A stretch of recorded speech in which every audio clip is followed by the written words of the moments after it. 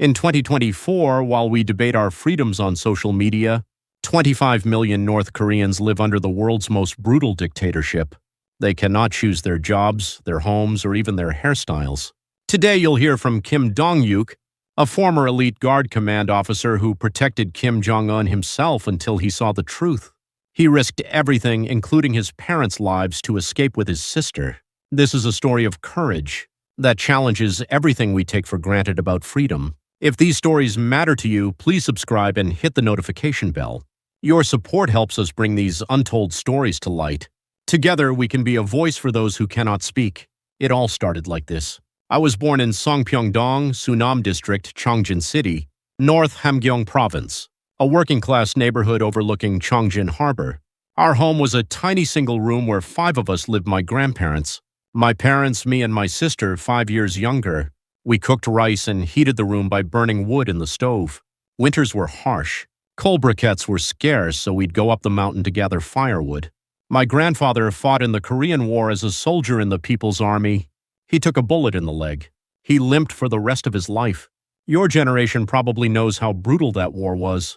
Sometimes he'd sit me on his knee and say, "Dong-yuk, the people in the South, they're the same Korean people as us." It still breaks my heart that I had to point a gun at them during the war. I didn't understand back then. Now I do. My grandmother was born and raised in Hamgyong Province. She had large, strong hands. She farmed corn in the fields to raise us, and with those rough hands, she'd stroke my hair. "My Dong-yuk, grow up strong. Grandma will make sure you're fed." I can still taste the corn porridge she made. In winter, she'd make potato cakes. To us, that was the finest food there was. Late 1990s. I must have been about 10. In North Korea, they called it the Arduous March. Truth is, it was a time when people starved to death. The rations stopped completely. My father worked at the Chongjin steel mill. The factory wasn't even running, but he still had to show up. No wages. My mother went to the market and did every kind of work selling goods. Day labor, hauling loads for others. That's how she kept us fed. Back then, our neighborhood was full of kids. They called flower swallows children who'd lost their parents and wandered the streets. I still had my parents, so I was luckier than most. I went to school, but there wasn't much learning. No notebooks, no pencils. The teachers were too hungry to teach properly. But you know what? We were poor, but I have warm memories from that time. People in our neighborhood shared what little they had. When the lady next door made a block of tofu, she'd bring us a piece. When my mother made kimchi, she'd take some to the neighbors. That's what they mean by neighbors like family. It was the only way to survive. On Chuseok, Grandma would make songpyeon. Rice was precious, so she used corn flour instead. But it tasted so good. On New Year's, my mother would make rice cake soup, barely any rice cakes in the broth. But that was our holiday meal. My sister and I would eat and say, "I hope we live better this year." When I turned 15, Grandfather passed away. There was no proper medicine, no money for the hospital. Before he died, he gripped my hand and said, "Dong-yuk, you're smart. Study hard and escape this poverty. Your grandfather only knows war, but you have to be different." Those words still ring in my ears. After Grandfather died, I made up my mind. I have to feed this family. My sister can't go hungry. So in 2006, when I was 18, I enlisted in the military. They said at least you'd get meals in the army. Grandma cried the day I left. "Dong-yuk, come back safely. Grandma will be waiting." I had no idea then that I'd end up in the guard command, that I'd see the true face of this country. I just wanted to work hard for my family. The day I left the neighborhood, I looked back. Grandma was waving. I didn't know it would be the last time I'd see her. My sister came to see me off too. "Appa, come back safe." She was 13 then, so thin she was just bones. "Don't worry. I'll make money and feed you well." That was my promise. That's how I left home. Left that poor but warm house, left Grandma, left my sister. I had no idea what would happen next, how my life would change. Military life was hard, but at least there was food. The first thing I got in the People's Army was a uniform. It was worn, but having my own clothes felt strange. Rations came too. Not plenty, but better than starving at home. I trained relentlessly. All I could think was, if I do well and get promoted, I can send money to my family. I was especially good at marksmanship. When I held a rifle, targets felt within reach. I won first place in shooting competitions, earned several awards. I learned Taekwondo and reached 3rd-degree black belt. The training instructors started noticing me. "Kim Dong-yuk, you're smart and skilled. Want to try out for the guard command?" Guard command? I barely knew what that was.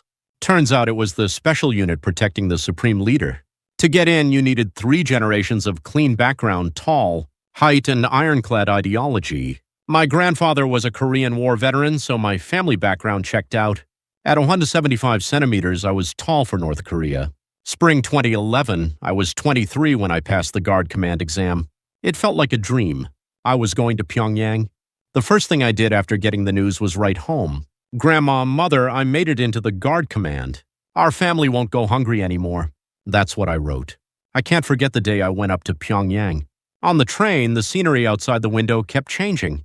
Hamgyong province was all mountains and fields. But as we got closer to Pyongyang, buildings started appearing. When I got off at Pyongyang Station, I was amazed. Tall buildings, wide roads, people who looked different from our neighborhood. When I got my first paycheck at the Guard Command barracks, I cried. It wasn't much money, but I could send it home. A letter came back from Mother. Dong-hyuk, with the money you sent, we bought rice. You should see how happy Grandma is. Your sister can go back to school. I cried reading that letter. The training was brutal. Wake at 5 a.m., running drills, shooting practice, combat training, ideology education. Every day felt like war. But I endured. If this suffering means my family can live well. That December, Kim Jong-il died. The Kim Jong-un era began. From then on, I was assigned full security duties. My job was to follow Comrade Kim Jong-un's field guidance trips and watch the surroundings. I was nervous at first. I'm really seeing the Supreme Leader up close. The pride was immense. Around 2012, I went home on leave. My hometown after 5 years. The house was still shabby, but there were smiles on my family's faces. Grandma took my hand. Dong-hyuk, you've lifted up our family. My sister had turned 18 and looked healthier with more weight on her. It's because of you, Appa. I can eat now. I was happy then. Proud that I could provide for my family. On the way back to Pyongyang, I thought, I'll work hard and climb higher. Make my family live even better. That was my whole dream. But that dream didn't last long. Soon I would see the true face of this country. Summer 2015. I was 27 in my 4th year at the Guard Command. That day, Comrade Kim Jong-un had field guidance in Ryanggang province. Ryanggang is one of the poorest regions in North Korea. I knew poverty from growing up in Hamgyong province, but Ryanggang was truly severe.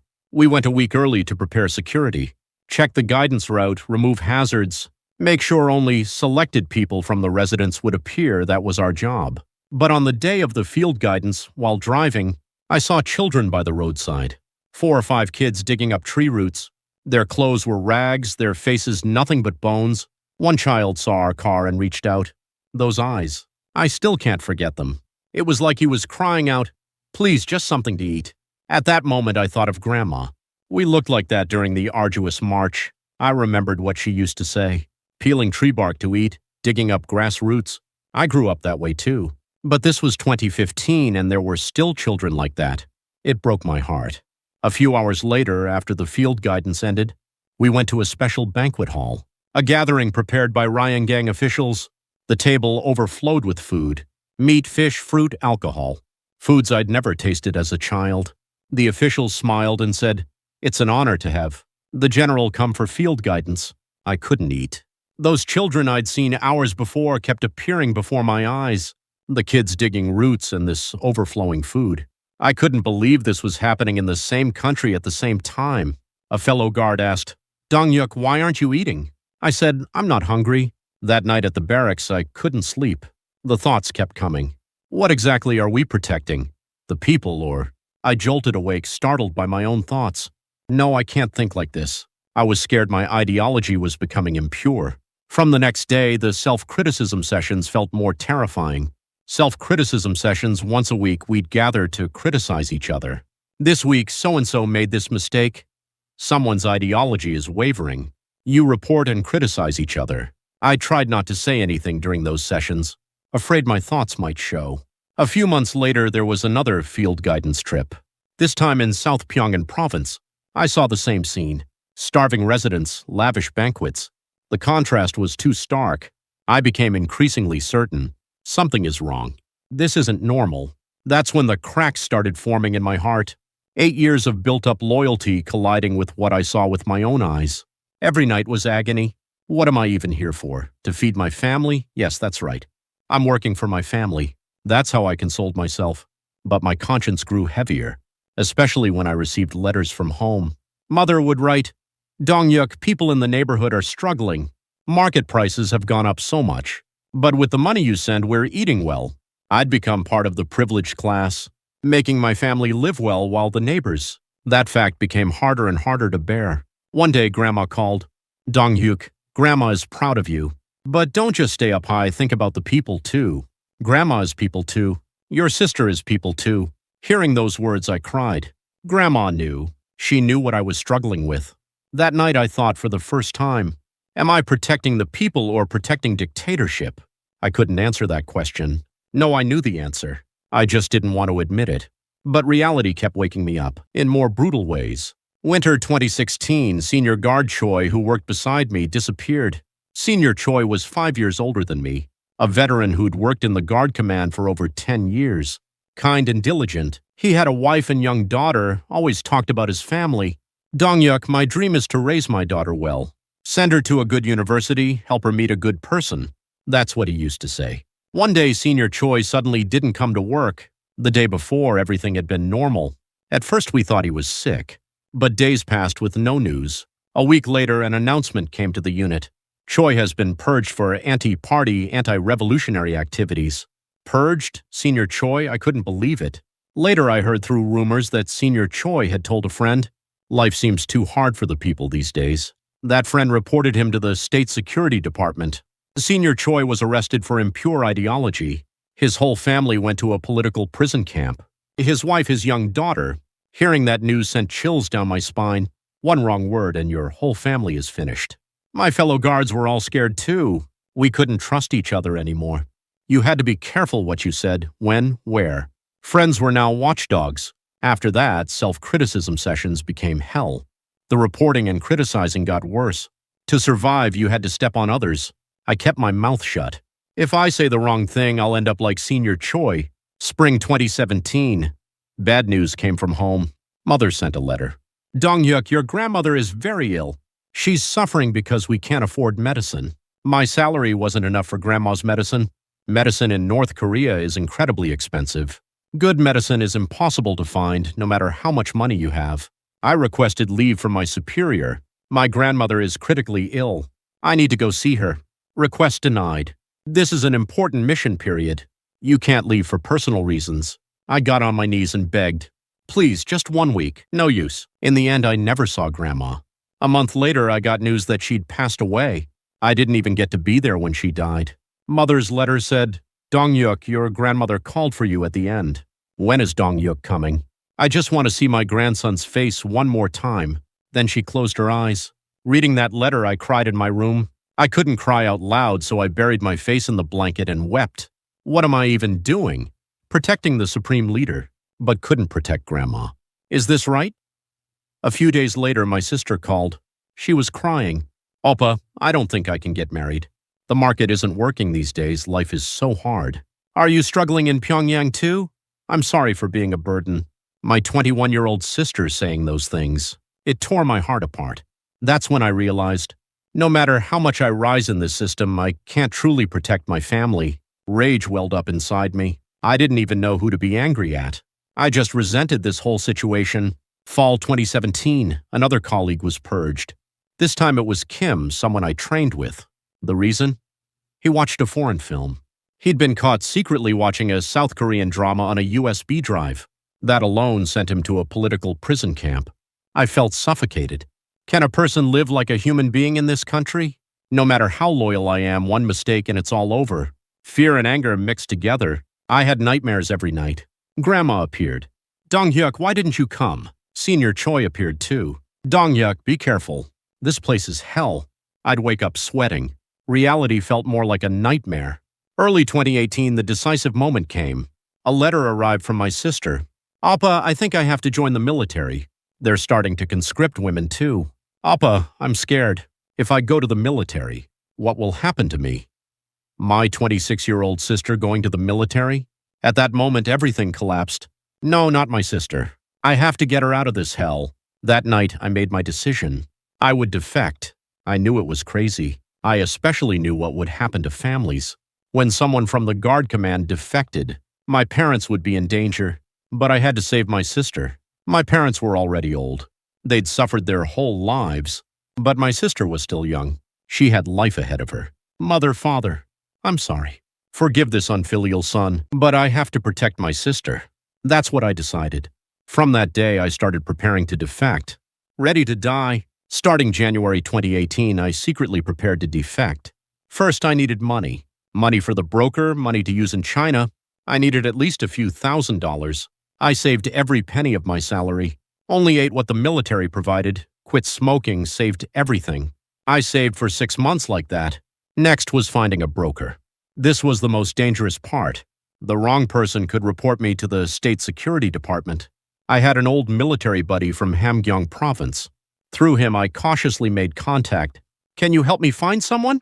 My friend caught on and handed me a phone number. When I called the broker, I was shaking. I'm from the Guard Command. I want to get out with my sister.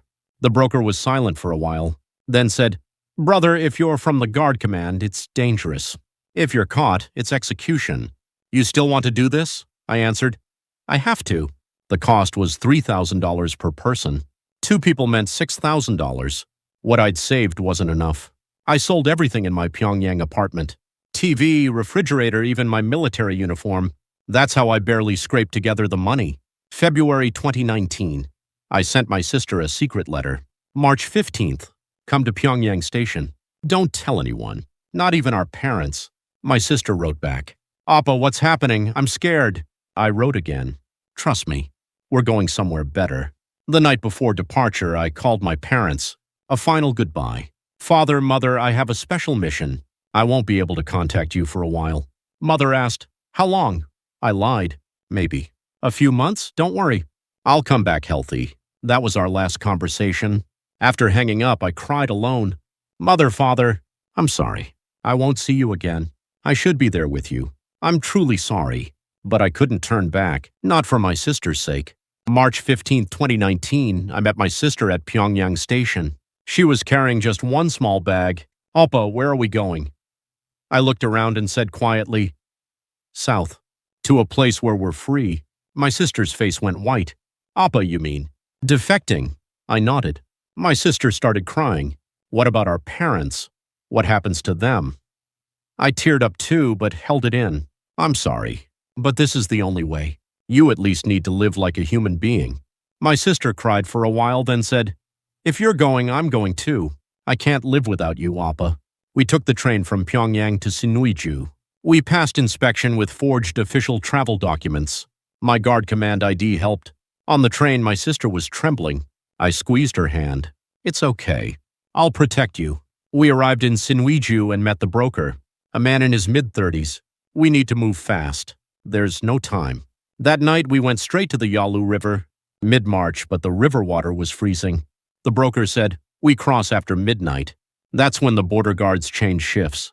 You have exactly 10 minutes. If you don't make it across, it's over. I knew. When I was in the Guard Command, I'd seen border security reports. During shift changes, there's really about a 10-minute gap. Midnight came. The broker gave the signal. Now! We plunged into the river. The water was truly freezing.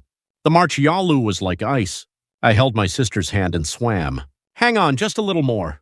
But when we got to the middle of the river, I heard ice cracking. My sister screamed. Appa! She was sinking into the water. I desperately pulled her up. Don't let go. I don't know how many times we swallowed water. Then I saw lights on the far bank. Patrol! Who's there? I heard shouting.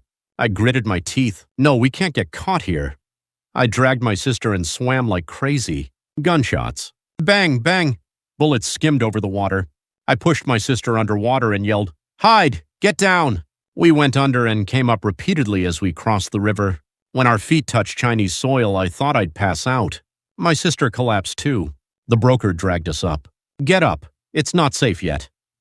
We staggered to our feet and ran into the forest. After running for a long time, we stopped. My sister clung to me, crying. Oppa, are we alive? I cried too. Yes, we're alive. We made it. But that wasn't the end. The real escape was just beginning. I looked back and saw North Korean land beyond the Yalu River. I knelt and bowed. Mother, Father, I'm sorry. Your unfilial son is leaving first. Please stay healthy. Someday, when reunification comes, I'll see you again. I thought of Grandma. Grandma, your grandson is seeking freedom. Please watch over me from heaven. We stood up and started walking again, toward freedom. We'd set foot on Chinese soil, but we weren't safe. The broker took us to an ethnic Korean house in Dandong, a basement room in an old villa. Hide here for a few days. The North Korean state security will be chasing you. Especially you, brother, as guard command, you're in more danger. The broker was right. A guard command security officer. Defecting would be enormous humiliation for North Korea.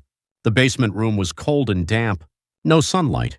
But we were grateful. Just to be alive. My sister said, "Appa, is this China? A free country?" I smiled sadly. No, it's dangerous here too. Real freedom. We have to get to Korea. On the third day, an ethnic Korean woman brought us food. Warm rice, kimchi, even meat. Food we could only eat on holidays in North Korea. My sister cried while eating. "Oppa, is this food we can eat every day?" I teared up too. The woman said, "You kids must have had it rough. I came from the north too. I've been here 20 years. Seeing you reminds me of the old days." Tears formed in her eyes. "Make it all the way to the south. There you can live with dignity." About a week later, the broker came. "Got your IDs, mate? Use these to get by for now." Forged IDs. We'd pose as ethnic Koreans. I got you a job at a factory. Work there and save more money. You'll need more to get to Korea. We started working at a small garment factory on the outskirts of Dandong. 12-hour days running sewing machines. Hard, but we endured. This is part of the journey to freedom. But about a month in, the factory boss looked at me suspiciously. "You really ethnic Korean?"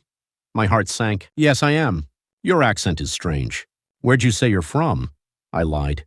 "Yanji." The boss kept looking at me with suspicious eyes. That night, I urgently contacted the broker. "I think we're exposed. What do we do?"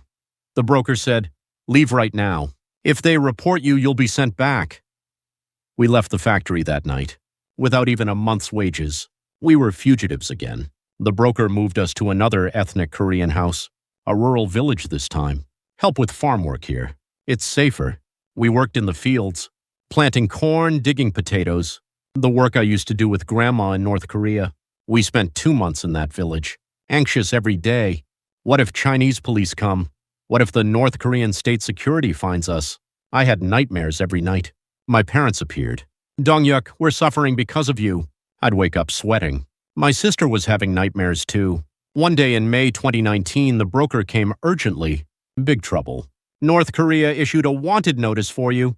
The state security is searching with full force." My face went white. "What about my family?" The broker shook his head. "Don't know. But they're in danger." Hearing that, my heart collapsed. "Mother, father," because of me. My sister gripped my hand. "Appa, it's not our fault. If not for you, I would have died there." But the guilt wouldn't go away. The broker said, "We need to move fast. The route to Korea is ready. Through Laos to Thailand." "When?" "Tomorrow." That night I said goodbye to the ethnic Korean woman. "Thank you for helping us. I'll never forget you." She gripped our hands. "Kids, make it to the south. Your own people will welcome you there. We live like this here, but you need to live with dignity." Hearing those words, I cried. Why do Korean people have to live scattered like this? How much pain the Korean War, the division has caused. It was so sad. The next morning at dawn, we got on a bus. The start of a long journey from China to Laos. Outside the window, Chinese land passed by. I looked north. Beyond the Yalu River was North Korea, where my parents were. "Father, mother, forgive your unfilial son. Someday, when reunification comes, I'll see you again. Until then, stay healthy." The bus headed south, toward hope. It took a week to get from China to Laos. Bus, train, bus again. An endless journey. The broker came along, but we barely spoke. Afraid of being caught, my sister and I quietly pretended to be ethnic Koreans. Passing through southern China, I watched the scenery change outside the window. Different mountains, different faces. I thought, the world is this big. In North Korea, I thought Pyongyang was everything. Crossing the Laos border was the scariest. We used forged passports. Going through the checkpoint, I was sweating. My sister's hand was shaking. The inspector looked at the passports, then at our faces. He stared for a long time, then stamped them. Okay. At that moment, I thought we'd survived. In Laos, we joined other defector families. A couple in their 30s with a small child and a woman in her 60s, all people from North Korea. We looked at each other and cried. We didn't need words. We all knew how hard the journey had been. The older woman took my hand. A young person bringing your sister too. Well done. Looking at her, I thought of my grandmother. Grandma, your grandson made it this far. Just a little more and we'll be free.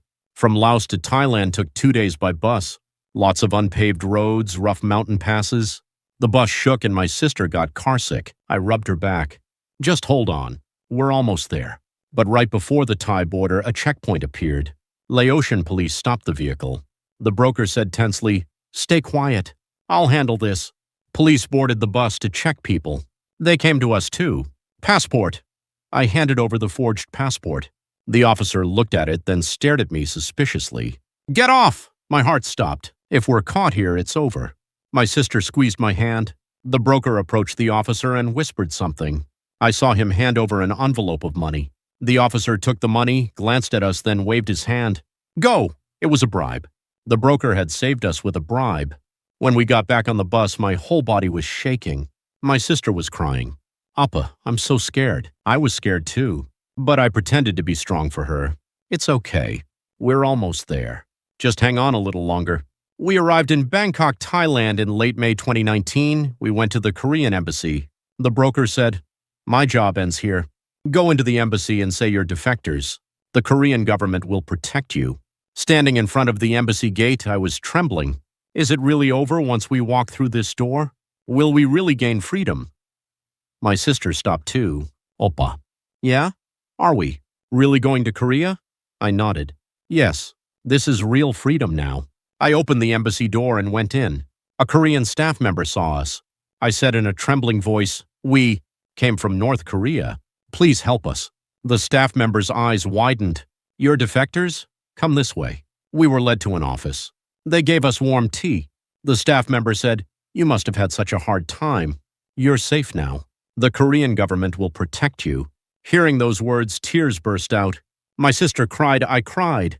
"Really? Really? Are we safe now?" The staff member nodded. "Yes, you can go to Korea now." That night we slept in the embassy guest house. Lying in bed, I couldn't believe it. We did it. Crossed the Yalu River, evaded China, passed through Laos.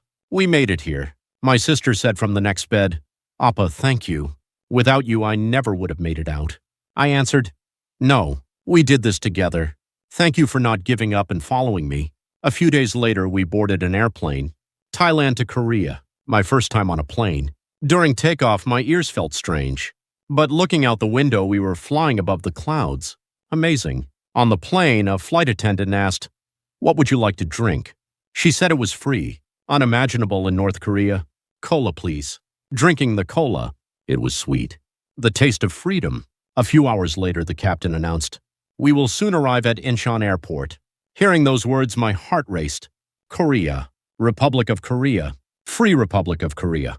As the plane descended, I prayed, "Grandma, grandfather, your grandson is arriving in the Free Republic of Korea. Please watch over me from heaven." And finally, the wheels touched the ground. The airplane door opened. Incheon Airport. Republic of Korea soil. I slowly stood up and walked down the aisle. My legs were shaking. I walked holding my sister's hand. Coming out into the arrival area, there were so many people. People from various countries. Moving freely, laughing, talking. I couldn't believe it. This is freedom. Then I saw it on the arrival hall wall. The taeguki, large and vivid. Red, blue, black, white. The flag I'd never been allowed to see in my life. In North Korea, you couldn't look at the taeguki. We were taught it was the enemy's flag. But in that moment, that taeguki looked so beautiful.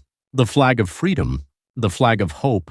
The flag of the country I'd risked my life to reach. Seeing that taeguki, I broke down. I collapsed right there and wept. Out loud, uncontrollably. I cried. We made it. We're alive. My sister cried too. The two of us sat on the airport floor and cried and cried. People passing by stared, but I didn't care. I just wept. Why did I cry? The reasons weren't just one or two. First was relief. We made it. We really survived. At the Yalu River in China, in Laos, we'd nearly died so many times, but we survived. We gained freedom. Second was guilt. Mother, father, I'm truly sorry.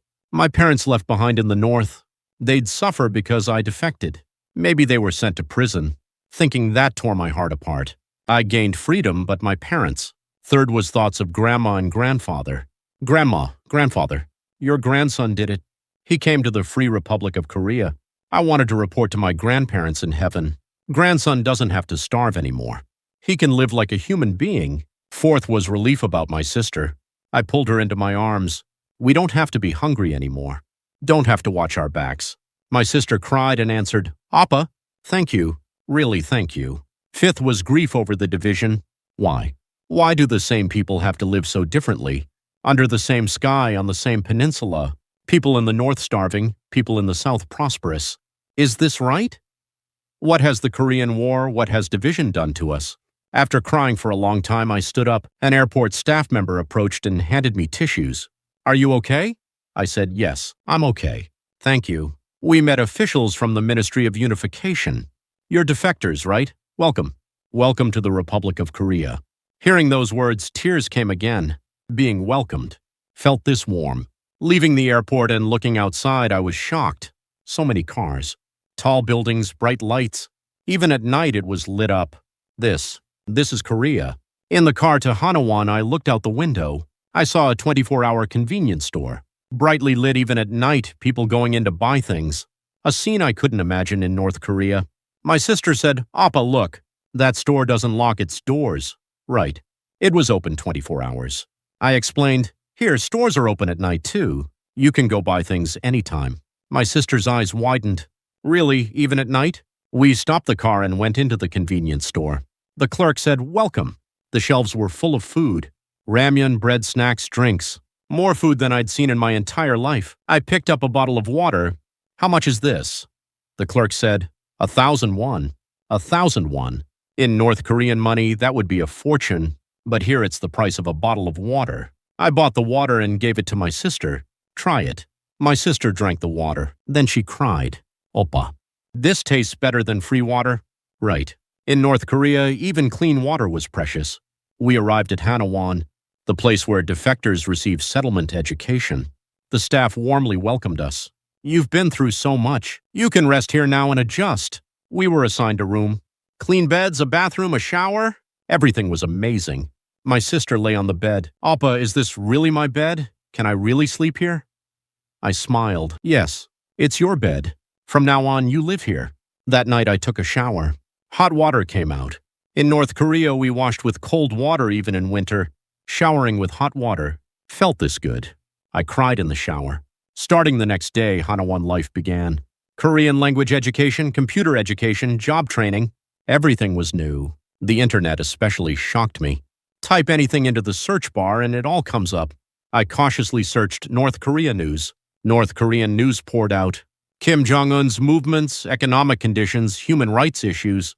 Truths I hadn't known appeared. Especially reading about political prison camps made me cry. Senior Choi. Are you there? After 3 months at Hanawan, we graduated. My sister and I settled in a small city in Gyeonggi province. The government provided housing and settlement funds. I got a job at a factory. My sister prepared for the high school equivalency exam. When I received my first paycheck, I looked at my bank balance and cried. Over 1 million won. Money I couldn't earn in a lifetime in North Korea. I saved part of that money. Someday, if I can bring my parents. I tried to send money to North Korea through a broker. To get it to my parents. The broker said, it's difficult. The state security is monitoring them. Still, I tried. Many times. About a year later, news came. Through the broker. Your parents are alive.